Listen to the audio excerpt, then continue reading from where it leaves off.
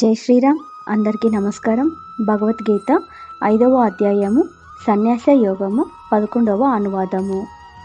ఫలాపేక్షతో కాక ఆత్మశుద్ధి కొరకు యోగులు కేవలం శరీరంతో, మనస్సుతో, బుద్ధితో, ఇంద్రియాలతో కర్మలు ఆచరిస్తారు.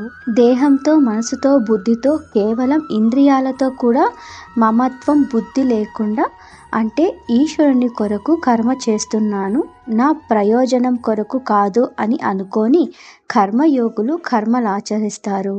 కేవల శబ్దం కేవలం ఇంద్రియాలకే కాదు, దేహాదులకు కూడా ప్రతి ఒక్కదానికి సంబంధిస్తుంది. మమకారం అన్ని వ్యాపారాలను విడువదగినదే. కర్మయోగులు ఫలా విషయంలో రాగరహితులై అంతఃకరణ శుద్ధి కొరకు కర్మ చేస్తారు అని అర్థం. కనుక నీకు కర్మ యందే అధికారం, కర్మనే చెయ్యి అని. జై శ్రీరామ్.